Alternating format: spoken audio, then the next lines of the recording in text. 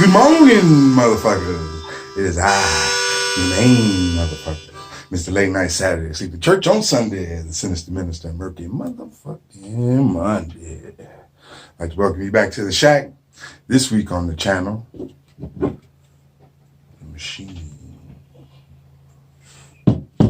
First, you are watching the Murky Munde channel. Please like, please share, please subscribe, ring the bell for updates. And now it's time for a walk with the witch doctor. hey motherfucker, let's go for a walk.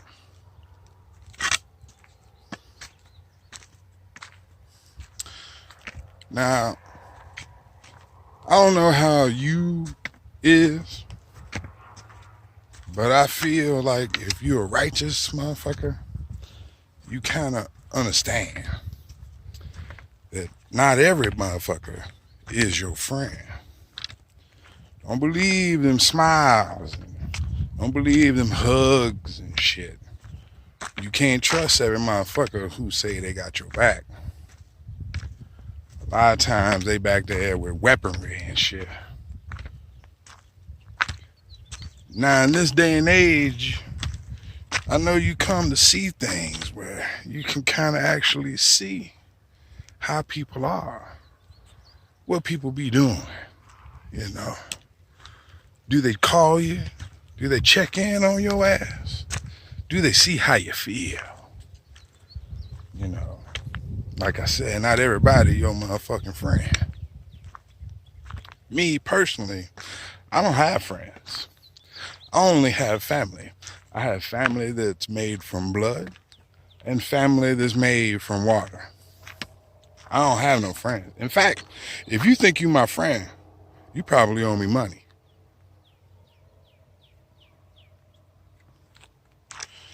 Anyway, it's about how you have your circles, you know. Can't let everybody in your inner circle and your inner group of motherfuckers, you know. You know who they are. They know who you are. If you're a righteous motherfucker, this is some easily understood shit. If you got a problem when it comes to you don't know if this motherfucker is if they your boy, if you don't know if this sister over here got your back, let me tell you, it's one way to easily test what a motherfucker feel about you, whether or not they give a shit about you. Ask them to talk about themselves. That's right. If they would much rather want to talk about you, find out what's going on with you, you could probably trust that motherfucker. If they want to fucking talk about themselves, they ain't got your best interest in mind. Not every motherfucker is your friend.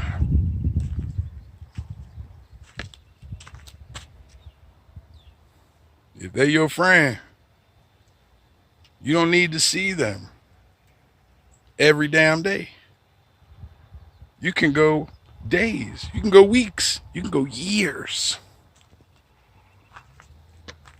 You see, if they're your friend, they're going to be your friend through thick and thin. They're going to do some friendly shit for your ass that you don't even ask for. They looking out for you. Your friends, your family, these motherfuckers who consider it a vital interest to themselves that you are right, motherfucker. Even if it's just to say, hey, I love your ass, motherfucker. Amen. And now it's time for Eye of the Needle. Welcome back. This week on the channel, we're going to talk about the machine. As I mentioned, I had a 20-year career in doing tattoos, and I've mentioned it here and there, and this is basically an episode where I'm going to talk to you about a little bit about that.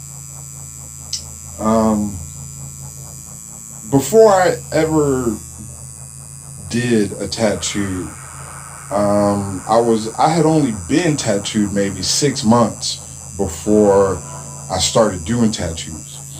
So it was I was about 25, 26 years old when this was going on. 95, 96, way back, way, motherfucker, back, way, motherfucker, back, 1995, 96. And at this time, I had a healthy 5-year career in doing comic books. And I worked for a couple different companies, published some things here and there, some small stint stuff with some mediocre names. I did a couple things with some big names, but nothing really big. Worked with big names, worked with small names, did all kinds of stuff. We'll get into that in another episode when I talk about the comic book business. But by the time I got at this point in the comic book business, I had got burnt on a book with a relatively famous person, and I was burnt on the business. And so I was looking to do something else. And at one point in time, I was actually looking to maybe do my own book, That's something that was an avenue that I was pursuing. But the problem with doing anything like that is, you need that feria. And so I really wasn't doing anything. I was working at a movie theater with a good friend of mine and living actually with him and a couple of other guys in this fucking bunkhouse for lost souls. And I was there, trying to make a buck here and there. We get odd jobs and we go, lift fucking boulders and we fucking wax floors and do all kinds of shit. Whatever we need to do to make a buck, And I always felt like, I was going to do my own book. So I was still working artistically on my book, And one day a good friend of his came and stayed the night, saw what I was doing, and he was like, wow, this motherfucker got some talent, and we talked, and, I ain't gonna mention his name here. I don't feel like I have the rights to say his name, but he said, you got some good work, and we talked, all that night, about what the tattoo thing was all about, and, to be honest, as a comic book dude, I had drawn designs for people to get tattooed, but I didn't artistically have respect for tattoos. Like I said, this was like 94, 95-ish, right? And tattoos were really mainstream at all. Really only, the low-life people's types had tattoos, Now, that doesn't mean that I wasn't a low-life type person. Honestly, I just never had access to the fucking situation, you know what I mean? Otherwise, I probably would have had to. It didn't take me long to get one when I got one, you know what I mean? But it was just one of those things, And so I put him off. I was like, nah, man, I didn't really think that much of it. I felt like I could do better when it came time to fucking, my book. But then I got burned. And me and my boy, we go downtown San Antonio, chill, hang out and shit, and, run across old boy, and he's got a shop. And he says, yeah, man, why don't you come hang out, And I'm like, well, whatever the fuck, And in the little bit of time we were there maybe like 20, 30 minutes talking to him. He did 2 tattoos, 2 names, $40 each. He made $80 in like the 20 minutes that we were there. And when you ain't got 80 cents in your pocket, you pay attention to some shit, right? And I'm looking at this man, I'm like, his penmanship is all right, you know what I mean? But, and so I started to think, man, maybe there was something to it, maybe there was something with it, and one thing led to another. I found myself back in there on that weekend. And that first weekend that I worked, I drew all the tattoos that came through the door from the military in town. Come through, you know. I must have drawn, I don't know, 15, 16 tattoos for him that day. Just there drawing stuff up. And he's back there, tattooing, doing it. I don't know how much money he made. I know he made over $1,000 that day. And he broke me off about $60. Now, like, if you ain't got 60 cents, $60 is a lot. But it made me think something, it made me, But then, I went back the next day, same thing. So now I'd actually made 120 some odd dollars, and, at the point where, like, I ain't have, so now I got a little something in my pocket, And one thing leads to another, and he says, I'll go ahead and give you an apprenticeship if you want to do this. And I was like, well, you know what? Fuck it. I ain't got nothing else. And that night I left, and it was over the summertime, and it was during the 4th of July weekend. And one of my good friends, another good friend of mine, young lady, she come up with some money in her family. She grew up with, her father was, in a situation where, they lived in a gated community, you know what I mean? They had, their house was in the, it was nice, you know what I mean? And she was having a 4th of July party over there. We was going to go over there, chill party and everything. And it was one of those things where in doing that, I made this person mad because I wasn't there drawing tattoos. He didn't make as much money that weekend, and it didn't seem like I didn't care about doing it, you know what I mean? But I did, and I was just kind of like, this is my last hurrah on the weekend, and I'm just forget that. And then when I came back the next, he was mad. I was still his apprentice, but then he brought in this other dude who's a friend of his, who wasn't an apprentice, who had been tattooing a little bit for a little while or whatever, but he was coming in making money. I wasn't gonna make no money. And it didn't last long before things went south. You know what I mean? I'm not gonna go into all of it, whatever, but let me just say that my introduction to the situation made it that I knew that this was something that I was gonna do no matter what, and I started to put my pennies together. I started to save and do things and, change my life, dedicate myself to something, and something that, I could finally do something with my art to make money.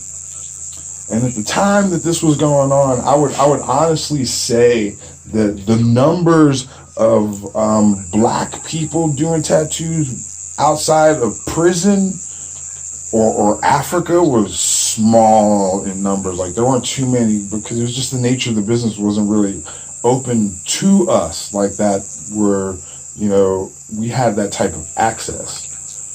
And so there were obstacles that we had to overcome. And some of these things, you had to learn that when it came time for certain things, that it was going to be difficult. It was going to be rough.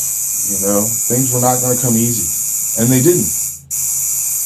And the truth of it is that it was a time where I got to see things happen where it wasn't very popular, and then it became popular, and then it became mainstream. And certain things that, would happen and come along, like, tattoos on TV shows. I thought that was weird because, I did tattoos on public access TV shows, you know what I mean? And so it's like I saw things, develop and grow into this thing where now everybody's got tattoos, and, you probably got tattoo shit. You probably do tattoos. This machine is for sale. You trying to, this machine ain't for sale, but I got some machines for sale. And now it's time for your Aries. Hey, man. If it's worth the headache, fuck it. It's worth the headache. Taurus. I would suggest that you simply get over the fact that they are always going to think that you're about money. Gemini. You know, you kind of really need to stop for a second and look at yourself because you're fucking beautiful. Cancer. You know, you guys need to really stop eating that shit. Leo. Anytime you fucking Freddy Krueger claws look that bitch, the fuck. Virgo. You know, there's not enough soap. There's not enough fucking soap. Fuck it. Get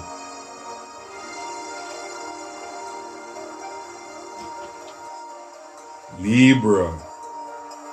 If it was about 50-50,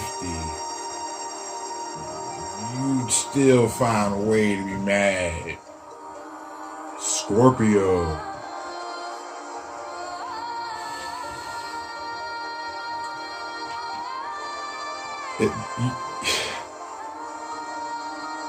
Yes, they see you do have a stinger. They're gonna keep they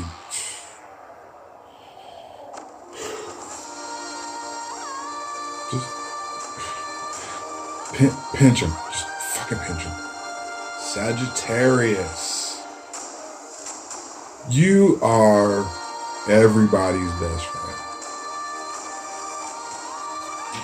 You everybody's bad influence, but you everybody's best friend. Capricorn. Caps. You know, there are just some days where you can go out of your way to be real nice to motherfuckers. And then there are some days you can go out of your way to be a real fucking shithead. Pisces. Look, it isn't about whether or not it's this or whether or not it's that. It's about whether or not it's over there or over here. Aquarius. Listen, I'm just going to say this. If you are trying to help out thirsty motherfuckers, I would suggest that you not confuse the differences between sugar and salt.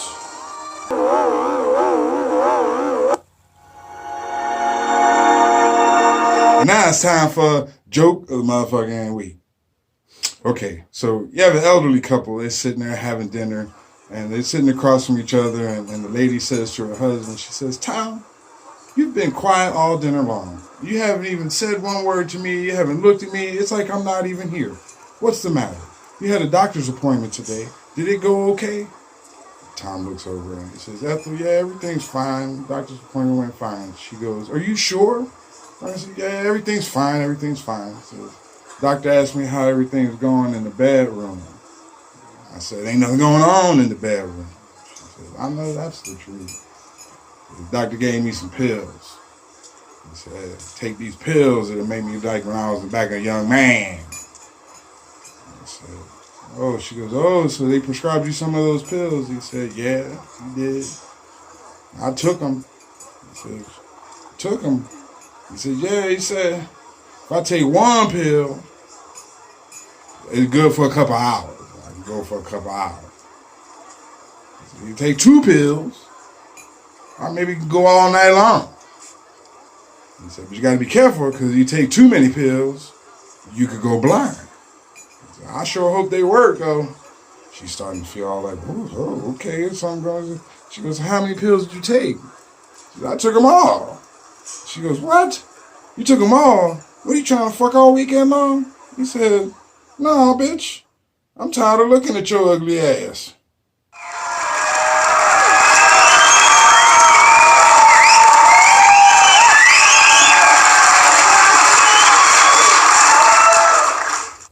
Well, it's about that time for you to go ahead and get the hell up on out of here. But first, I'm going to send you off with a blessing. Go ahead and get some fire on this sage here. Get that going real good.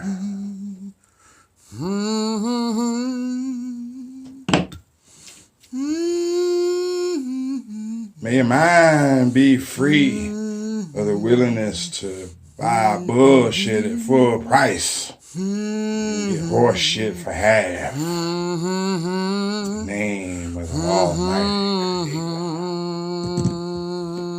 He said, behold, I send you out as sheep among the wolves.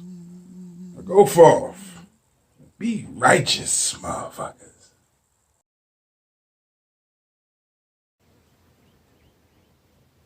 I'd like to thank you motherfuckers for watching Murky Munde channel. Tune in next week for another Murky Munde. Thank you for watching the Murky Munde channel, motherfucker. Now come on back next week, baby.